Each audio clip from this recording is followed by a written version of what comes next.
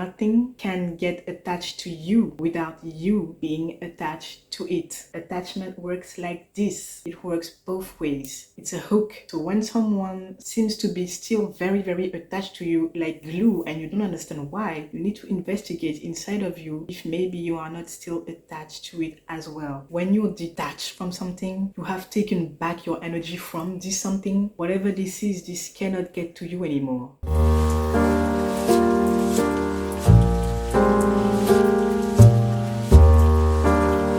Every day, we interact with people, we experience situations, we experience emotions, joyful, painful. All of this creates attachment. You get attached to those things without even paying attention to it. Attachments happen in a very subtle way, and we are made of a bunch of programming that are circling in your subconscious. And today I want to show you how to detach from anything in general. It can be a person, a relationship, more importantly, a belief, because this is what's underneath all this. It's a certain belief. We have built so many different beliefs that made us who we are, and when on your healing journey you realize that so many of these beliefs were not true, were not valid, and led you to so much pain and suffering, and it's time to let go of them. Most of the time these beliefs come to us very easily. When we do our shadow work, when we experience different situations, we realize, okay, I was believing this. Wow. Throughout your healing journey, you discover this and that belief, and you realize, wow, I can't wait to get rid of that. But sometimes there are beliefs that are very hard to find. It's not always easy to point out the very belief that underneath all this pain and this behavior and these toxic patterns. When this happens, one thing that I suggest is to focus on your triggers. Investigate your triggers. And this will happen in your daily interactions, relationships. You're gonna get triggered. When you get home, just ask yourself, how am I feeling about this? Why am I feeling that way? What am I afraid of? Answer these specific questions and be as honest as possible with yourself. Don't try to make sense of it. Don't try to be judgmental on yourself, and just allow the answers to come out. This is how you discover your own beliefs that can really surprise you sometimes. I discovered so much about what was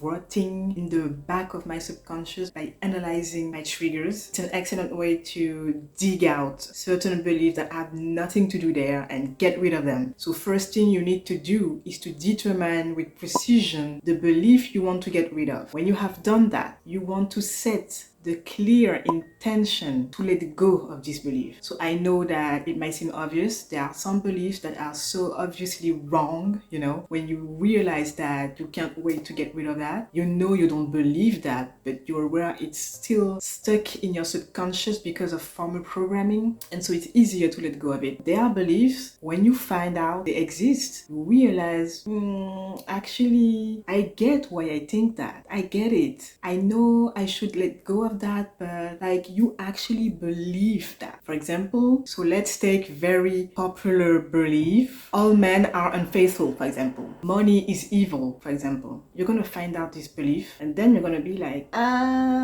some of you will actually realize you do think that. And so in order to let go of something, you have to deeply be intentional about the fact that this is not true. And so you're ready and willing to remove this belief from your system. When you actually do believe that, you can't just tell your mind, stop believing this. It doesn't work like that. If your mind doesn't believe that to be true, it's going to tell you, why would I do that? I do think that all men are unfaithful, for example, or money is evil, for example, or all women are unfaithful, for example. So what's gonna happen is that even though I give you the formula I'm gonna give you right after that, this might not work because you're not ready to let go of that. You don't want to let go of that because you believe that to be true. It's not a wrong programming. It's actually, you're consciously believe that to be true. And so in order to change your mindset about this, you're gonna have to change your perspective of things. A good way to do that is to actually force yourself to think of situations that contradict this belief. For example, infidelity in our society is really something that we've been really conditioned and programmed to think happens to everyone. This society really poisoned us with fear. And so one thing that can be very helpful is to understand that all beliefs that you have can change. They are flexible because you do not hold the truth. No one does. And so this is something that really helped me change certain beliefs that I really was attached to, because logically it made sense to me and it was hard for my mind to let go of it. So understanding that none of what you believe is definite. Anything can be challenged. Any truth can be challenged all the time. Nothing is definite. No one holds the truth, the absolute truth, no matter how logical it seems to you. And you have to also understand how a belief forms. What happens is usually that a situation happens one time to you. Most of the time, let's face it, during our childhood or early years. And because we didn't know better and we were led by the ego, we assumed something about the situation. We assumed something about this event immediately. We didn't have the distance you have today to understand that things are not all black or white. Everything is not about you. Everyone doesn't want to hurt you. You didn't know that. So you just assumed something from this event. Then it happened another time and then it becomes a belief. Okay, this is a confirmation that this is really true. Everyone will always betray me. Everyone wants to hurt me, and so on. This person is a millionaire and he turned out to be a horrible person, a criminal. This other person is a millionaire and turned out to be a horrible person and a criminal. So I confirm and create the belief that money is evil. People who have money are evil. This is how a belief forms, as simply as that. And so whatever it is that you believe firmly, you need to understand that it is always changeable, it is always flexible, and it is not objective.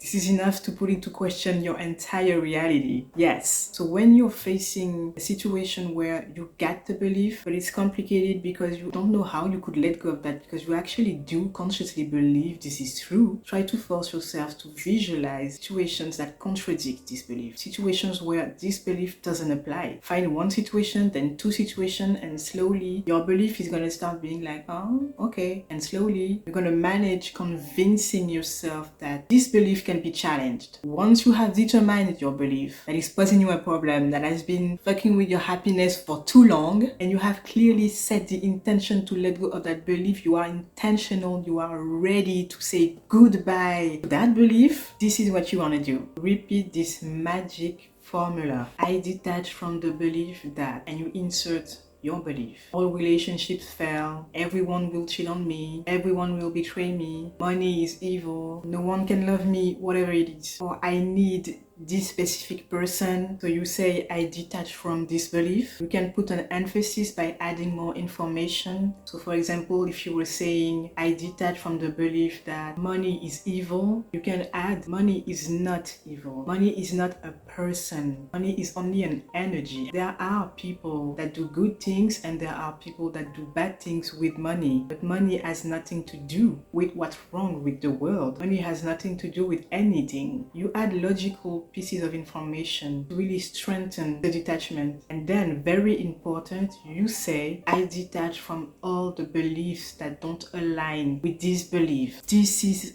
so powerful. I have detached from so many unnecessary beliefs that were rotting in the back of my subconscious and I was unaware of it. This is really extremely powerful because when you're doing this, you're actually going at the source. You are going in your central unit. You open your subconscious, you go fetch that belief and you remove it. So it's very powerful to say it out loud like this. Or while meditating, what you do is that you put this belief in the trash. And when you say, I detach from all the beliefs that don't align with this belief, what you do is that you actually go in the trash and you hit delete everything for good. It's gone. It's going to trigger your subconscious to eliminate this belief. After that, you might get some memories coming back, uncomfortable memories coming back about teenagers, situation related to that negative belief, because they're actually leaving your body now. After a few days, just like when you refresh fresh page. You are going to transform in a brand new person free of this belief. This has worked for me like a charm. Another method that is even more powerful and even more efficient and quick to